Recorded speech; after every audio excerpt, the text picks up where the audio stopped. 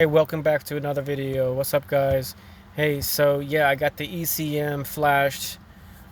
Came in, put it in, did the relayering procedure for the Chevy Express. Still no start, crank but no start. So I ordered now a resistor, or 2.2 ohms.